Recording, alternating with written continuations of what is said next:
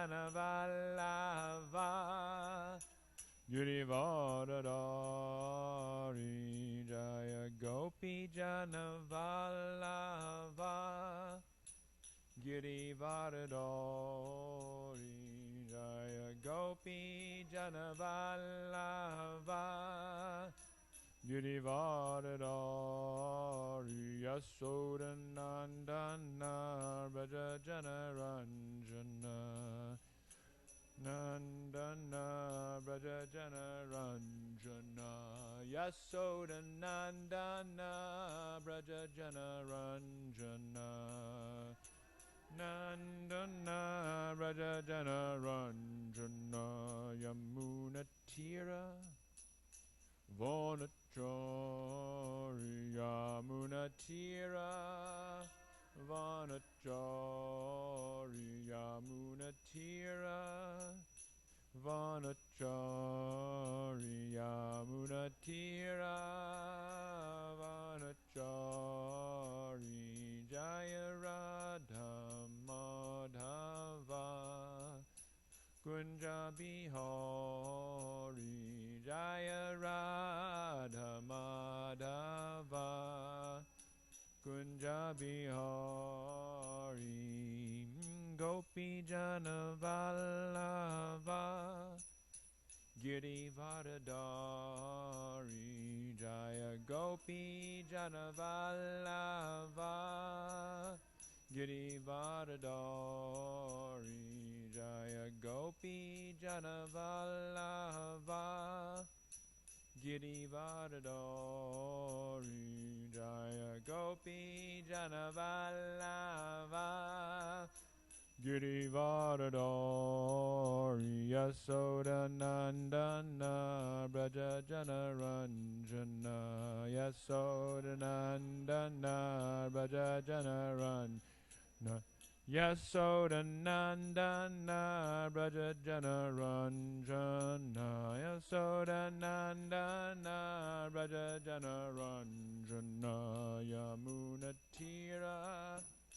Vanachari Yamunatira Vanachari Yamunatira Vanachari Yamunatira Vanachari Jaya Radha Madhava Kunja Bihari Jaya Radha Madhava Kunja Bihari Jaya Radha Madhava Kunja Bihari Jaya Radha Madhava Kunja Bihari Jaya Prabhupada Jaya Prabhupada Prabhupada Srila Prabhupada Jaya Prabhupada Jaya Prabhupada Jaya Prabhupada Srila Prabhupada Prabhupada Prabhupada Prabhupada Jaya Jaya Prabhupada Jaya Jaya Prabhupada Prabhupada Prabhupada Jaya Jaya Prabhupada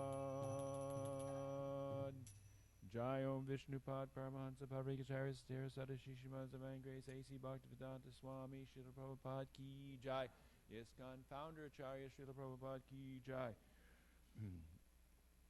Anantakoti Vaishnavinda Ki Jai Namacharya Srila Haridas Thakur Ki Jai Prem Siko Shri Krishna Chaitanya Prabhu Nityananda Shri Advaita Gadadhar Shivasati Gaur Bhaktivinda Ki Jai Jai Radha Krishna Gopa Gopinath Shai Mukunda Radha Kunda Giri Govardhana Ki Jai Vrindavan Dham Ki Jai Mayapur Navadip Dham Ki Jai Jagannath Puri Dham Ki Jai Grantaraj Srimad Bhagavatam Ki Jai Srila Prabhupada Ki Jai Gaur Premanandi All glories to the seven devotees, all glories to the seven devotees, all glories to the seven devotees, all glories to Shri Shri Guru and Gauranga. Nama Om Vishpadaya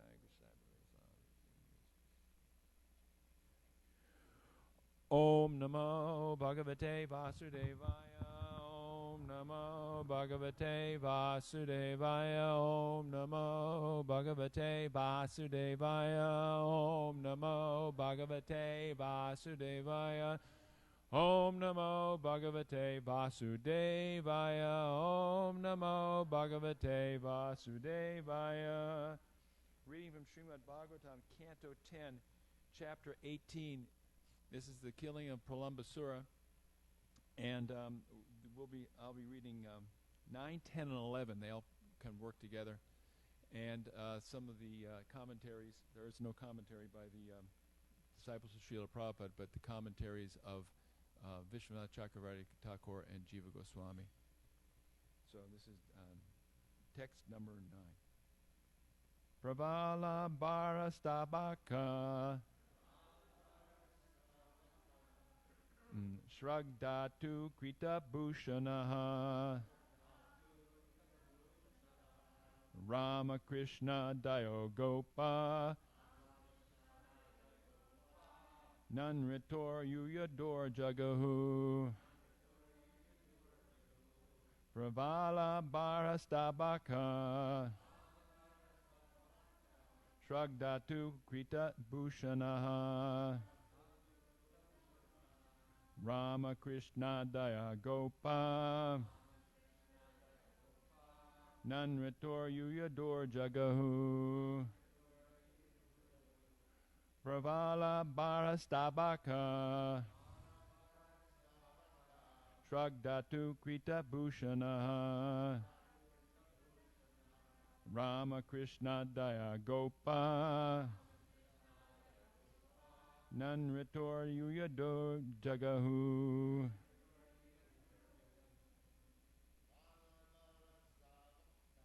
Pravala Bharastabhaka Krita Bhushanaha Ramakrishna Daya Gopa Nanritor Yuyador Jagahu.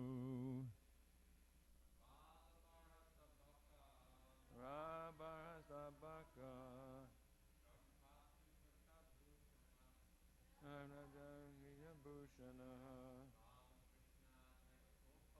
Ramakrishna Daya Gopa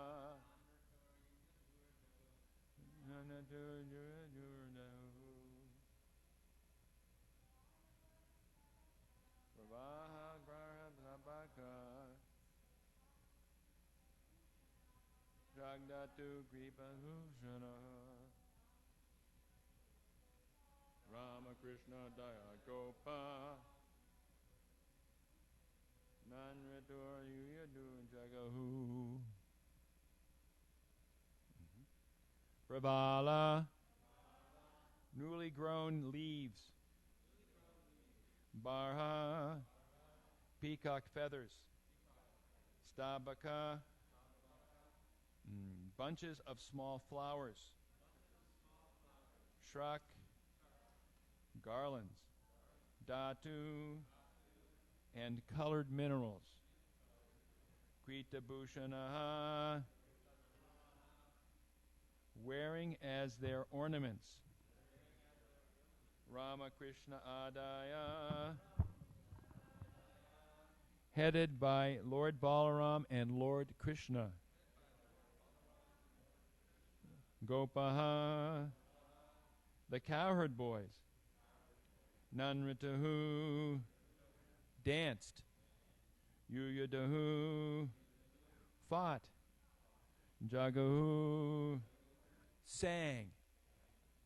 Lots of fun. Decorating themselves with newly grown leaves, along with peacock feathers, garlands, clusters of flower buds, and colored minerals, Balaram, Krishna, and their cowherd friends danced, wrestled, and sang. Please repeat. Decorating themselves with newly grown leaves, along with peacock feathers, garlands, clusters of flower buds, and colored minerals, Balaram, Krishna, and their cowherd friends danced, wrestled, and sang. And I will read two short tikas here by Vishwanath Chakravarti Thakur. He writes, here Balaram is also addressed as Gopa to indicate that even he became absorbed in his identity as an ordinary cowherd boy. And Srila Jiva Goswami writes, this verse shows that the boys in playing chose at their will what to do.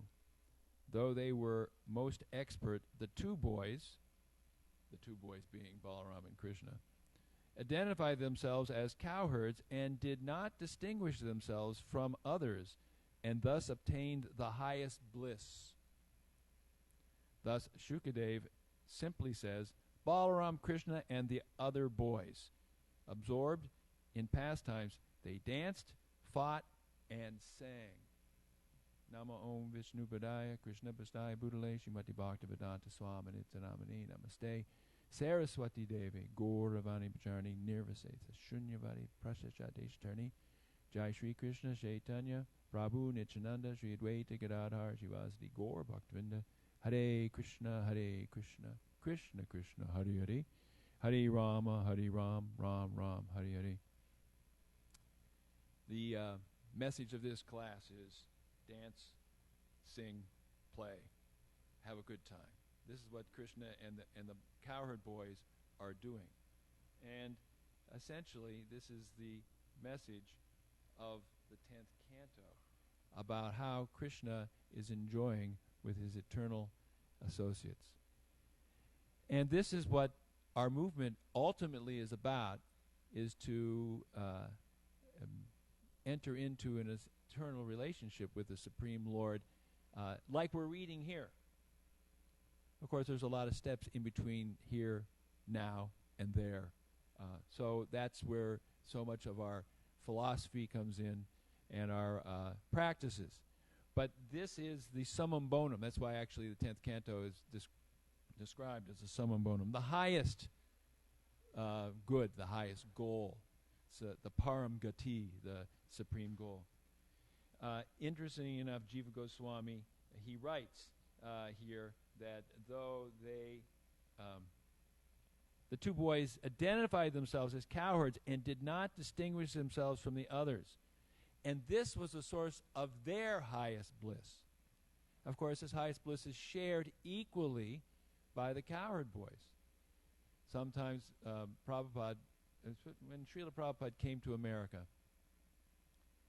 it was this country was being inundated with swamis and so many other, and they're still out there. But at that time, it was sort of a competition of swamis, and most of them, they were presenting the same refried Mayavad philosophy that was originally presented by one particular Swami in the late 19th century when he came to America.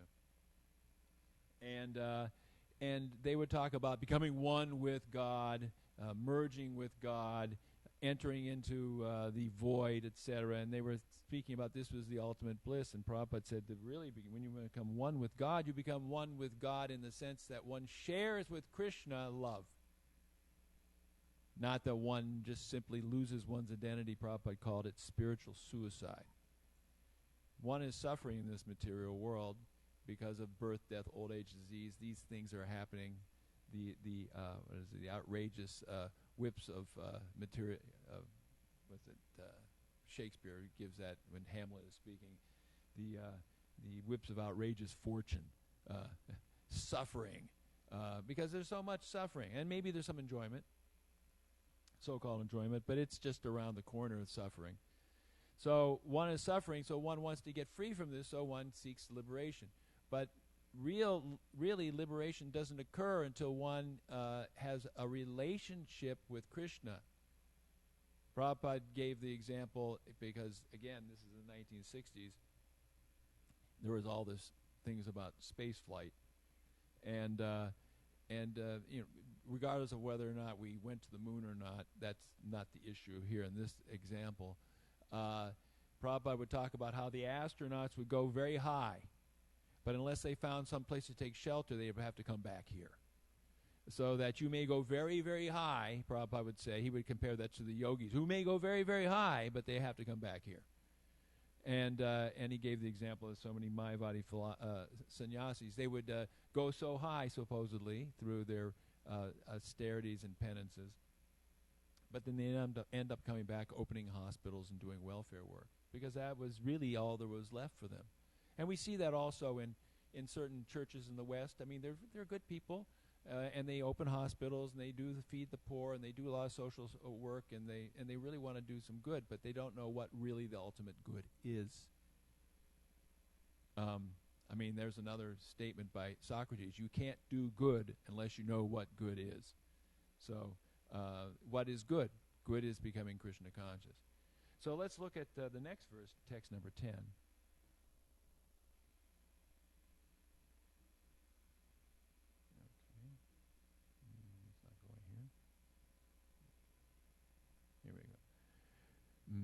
Krishnasya nityata keshchid jaghut keshid avadayan venupanitalai snigda shrigyai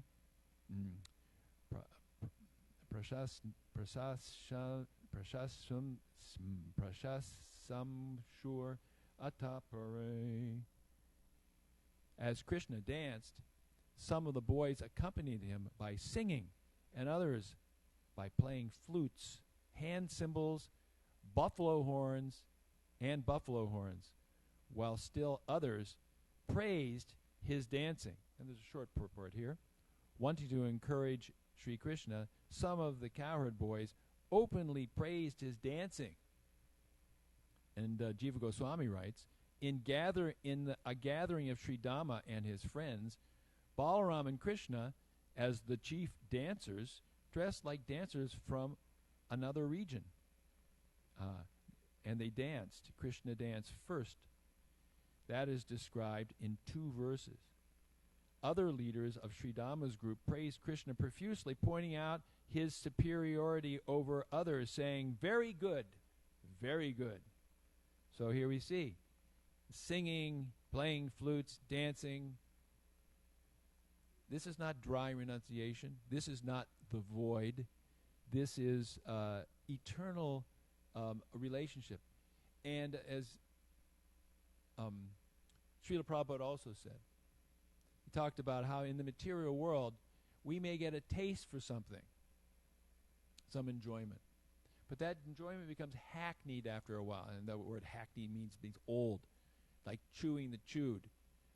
It becomes very difficult to really keep enjoying it.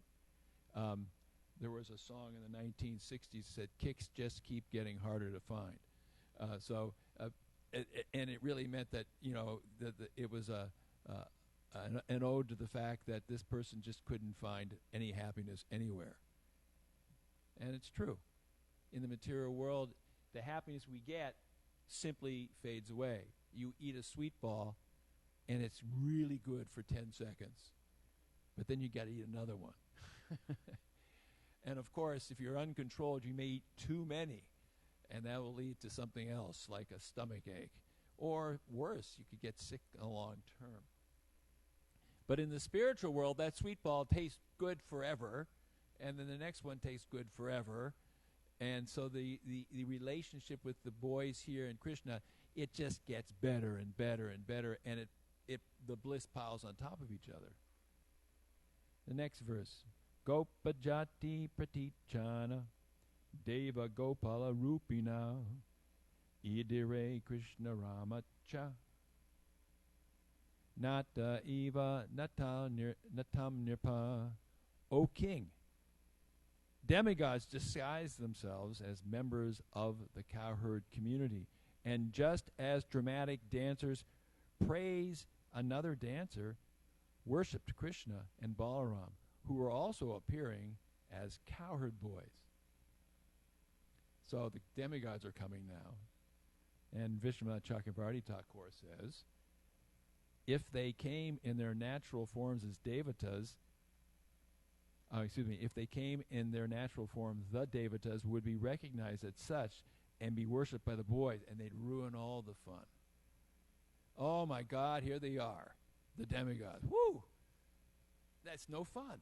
I mean, it's like on reverence, but it's no fun. If Indra shows up, it's like if the kids are having a good time and the parents show up, it just ruins everything. So again, they come to be just like everyone else. Therefore, they came as cowherd boys, like Krishna and Balaram. In this way, Shiva, Narada, and other devas disguised as cowherd boys came to taste the pastimes. The word Gopala Rupan indicates that Krishna and Balaram eternally have forms of cowherd boys. An interesting point. That God is eternally a cowherd boy, or he's a swashbuckling playboy teenage lover, or he's a little boy always with his mom. These are different eternal eternal being, forms. Jiva Goswami writes, I won't read his whole tika here, but he's very interesting point here. He writes here about Krishna and Balaram. Why was their greatness not recognized by others? How could Shukadev recognize them?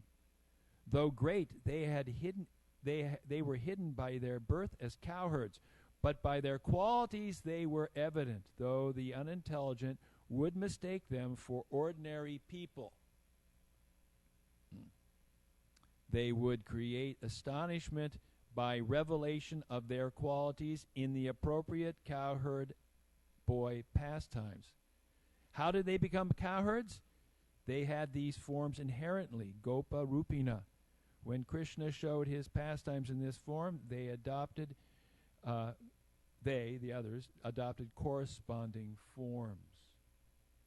So Krishna and Balaram, they are Gopa Rupina. They are forever cowherd boys.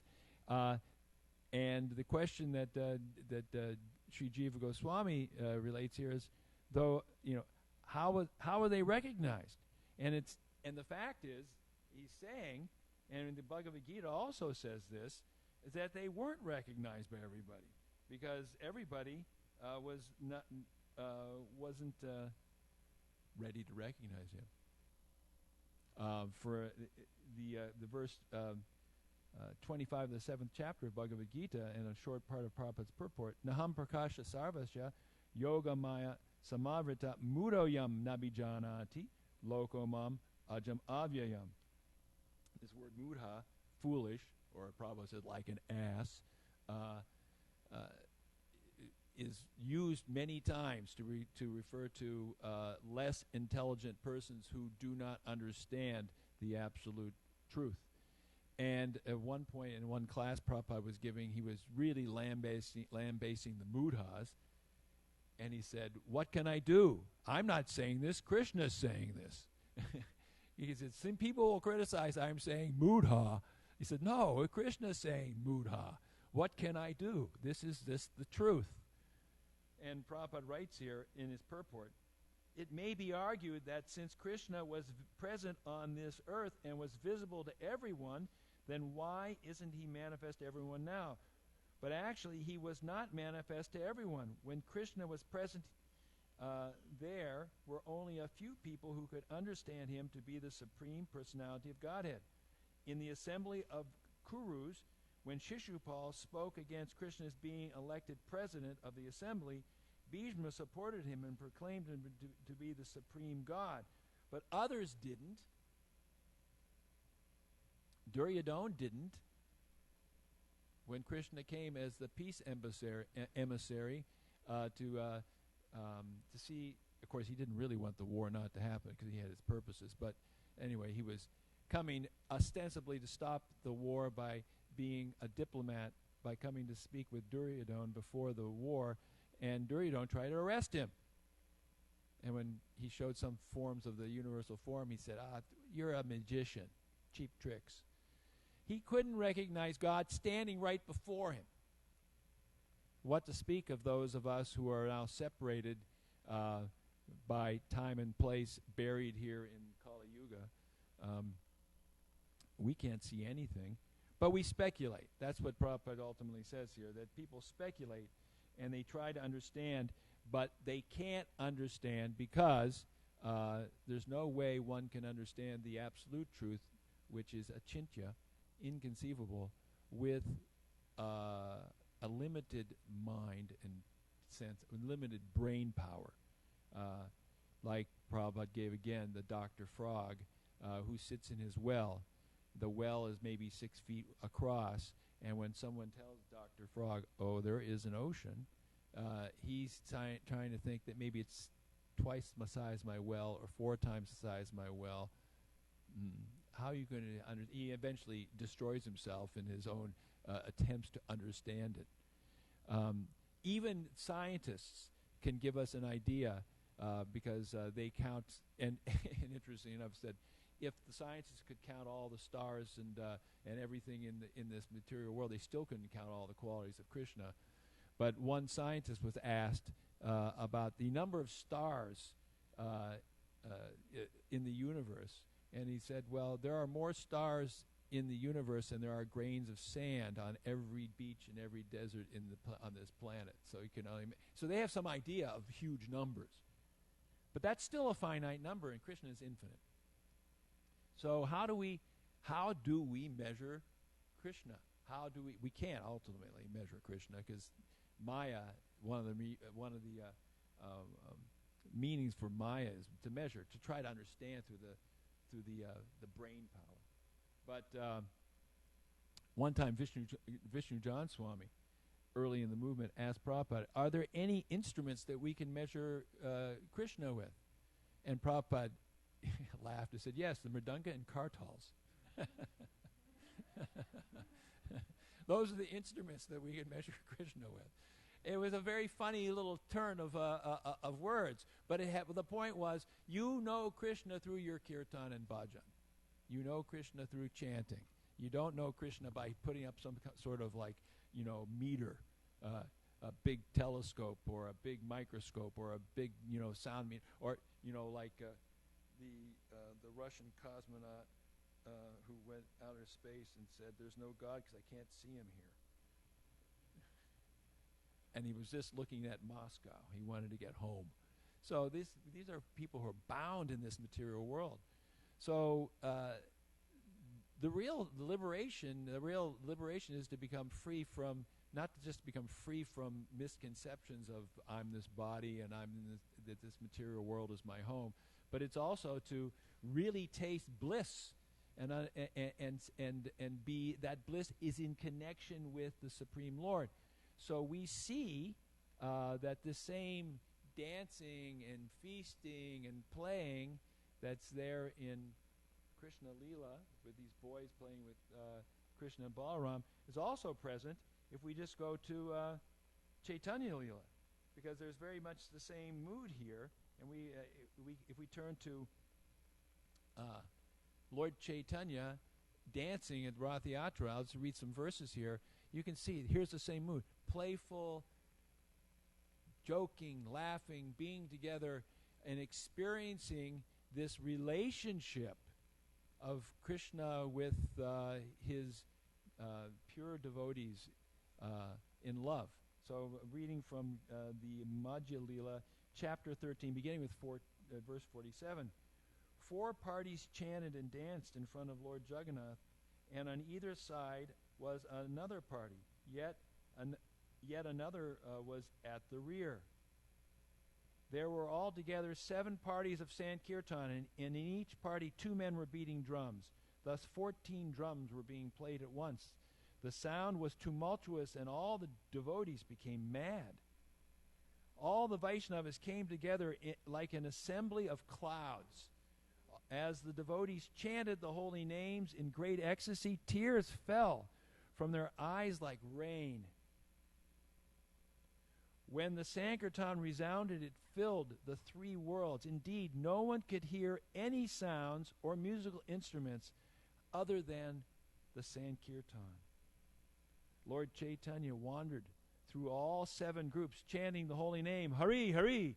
Raising his arms, he shouted, all glories to Lord Jagannath. Lord Chaitanya then exhibited another mystic power by performing pastimes simultaneously in all 7 groups. Everyone said, Lord Chaitanya Mahaprabhu is present in my group. Indeed, he does not go anywhere else. He is bestowing his mercy upon us. Actually, no one could see the inconceivable potency of the Lord. Only the most confidential devotees, those in pure unalloyed devotional service, could understand. And so the points are being made here that just as when Krishna's in the whirl of the rasa dance, each gopi's thinking he's just with me. And when he's with the boys and they're all sitting around there, each boy's thinking he's thinking just of me. But it's simultaneously he's thinking of everyone, and everyone is just completely absorbed in this relationship. Lord Chaitanya, the same thing's happening. There's so much intense absorption in relationship of love. Lord Jagannath was very much pleased by the Sankirtan, and he brought his car to a standstill just to see the performance. And here we see in Chaitanya Leela, we have Lord Chaitanya dancing before the Lord. We have the Lord in 2 places at once, but he's also with everybody in different groups. It's just complete absorption. But only certain people could see. It's not everybody could see. Just as it's stated in Naham Prakasha Sarvasya Yoga Maya Mahavrita, verse 725 of the Gita, the foolish and unintelligent can't see. Shishupal couldn't see. Shishupal saw when he saw the chakra coming at him, but that was a little late for much at that point. But it's pastime, and he was very fortunate. But he could not see. Had eyes, but could not see.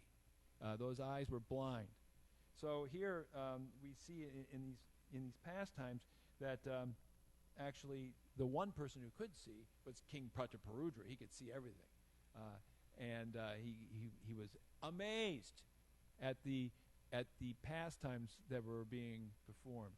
So we should be amazed, but more than just being amazed, eventually one comes to the platform of entering into these pastimes, and then one is covered over by Maya. Actually, there's an interesting, I was thinking about when I was reading for this, about how in Vrindavan, Krishna forgets everything. And of course, this is by the grace of Purnamasi, who is running the show, so to speak. She is Yoga Maya. And here it's interesting what it says. Srimati Purnamasi Devi is one of the most important personalities in Braj pastimes of Radha and Krishna, because as an expansion of the internal potency called Yogamaya, all pastimes enacted by Radha and Krishna and the cowherd boys and Krishna fall within her supervisory jurisdiction. She is supported in this task by another expansion of the Yogamaya potency in the form of Vrinda Devi, and under their control, all various pastimes are unfolding one after another.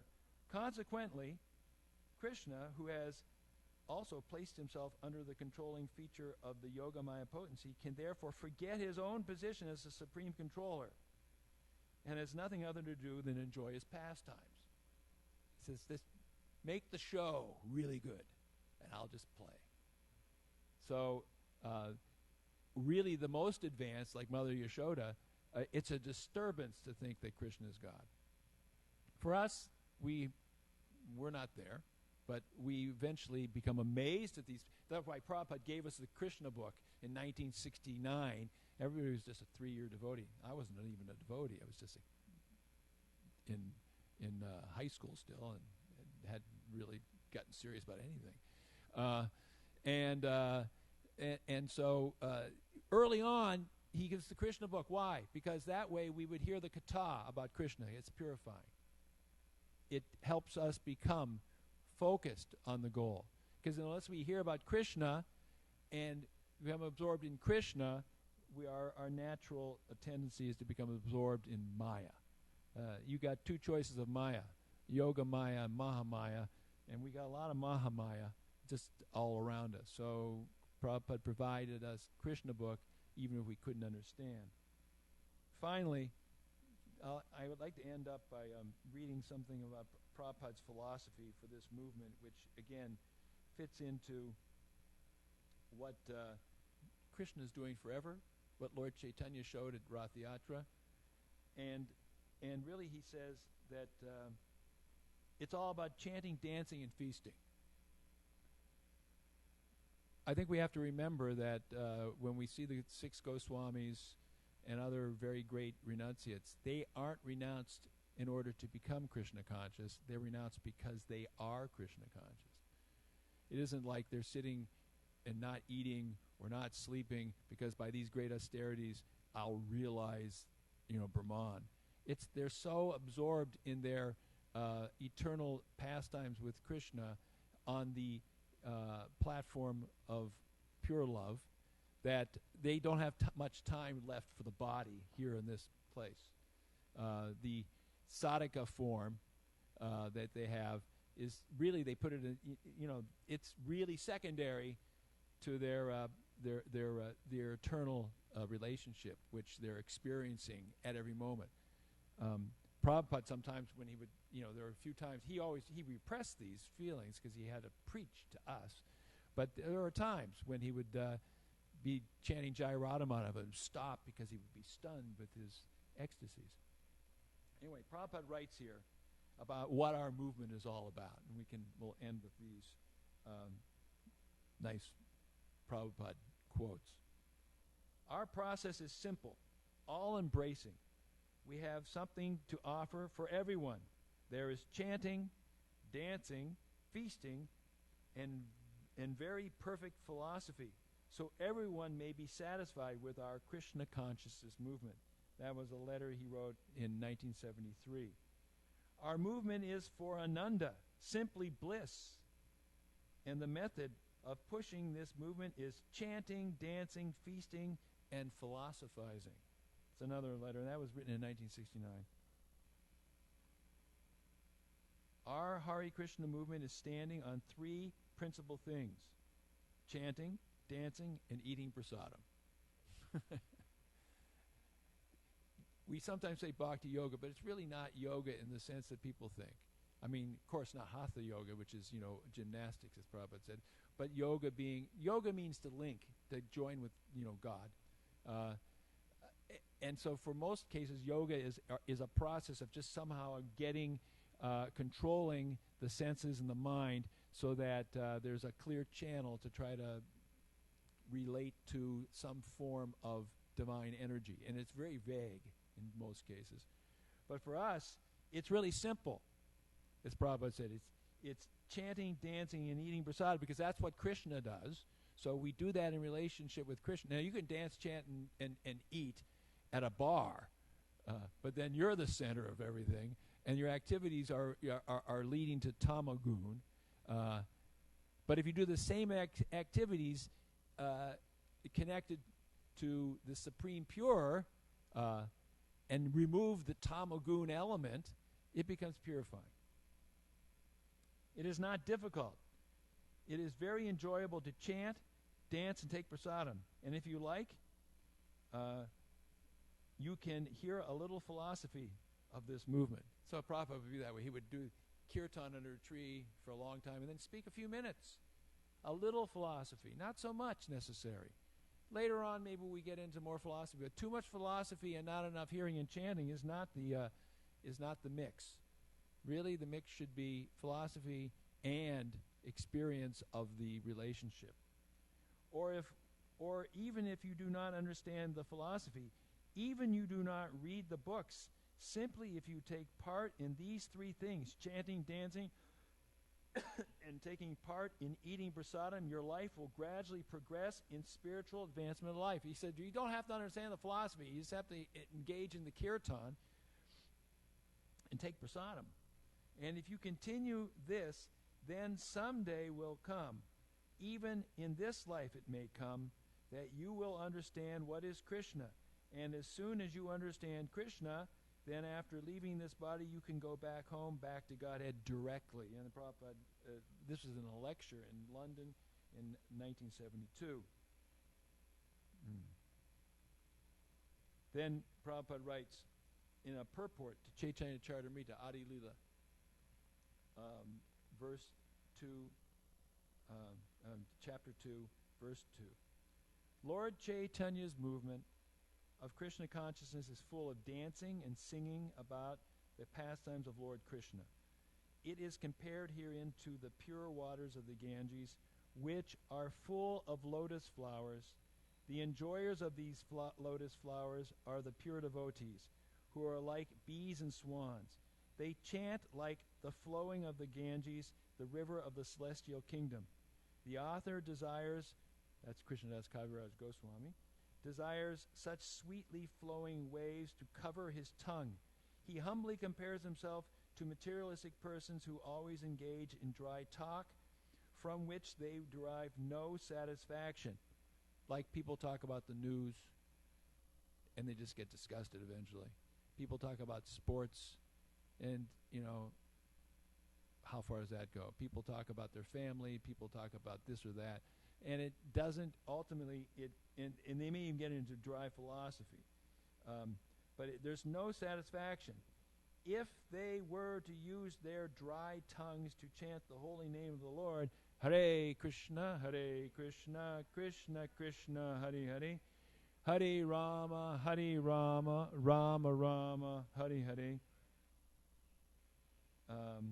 as exemplified by Lord Chaitanya, they would taste sweet nectar and enjoy life. And the last thing from Chaitanya Charitamrita, this is Adi 9, 48 and 50. The fruit of love of God is so delicious that wherever a devotee distributes it, those who relish the fruit anywhere in the world immediately become intoxicated.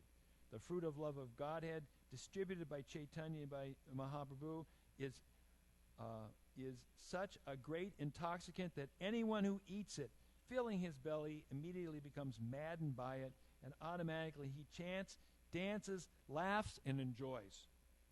When Sri Chaitanya Mahaprabhu, the great gardener, sees that people are chanting, dancing, and laughing, and that some of them are rolling on the floor, and some are making loud humming sounds, he smiles with great pleasure. Sri Chaitanya Mahaprabhu ki jai, Srila Prabhupada ki jai. So I'll stop there. It's just that we have to let ourselves hear and let ourselves associate with these great personalities. We are so fortunate. Prabhupada has given us connection, and we can share this together. Satata kirtayanto mam yatantas chadravata.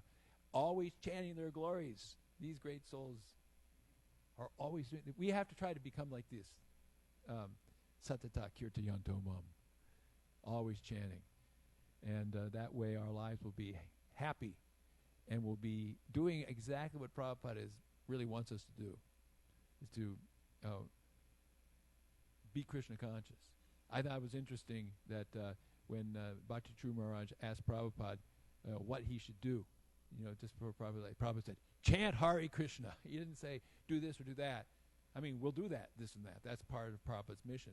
But the first thing is to really become Krishna conscious. And that's what Prabhupada has instructed us all to do. So, thank you very much. Hare Krishna. Any additions or subtractions, corrections, questions? We have maybe a minute or less.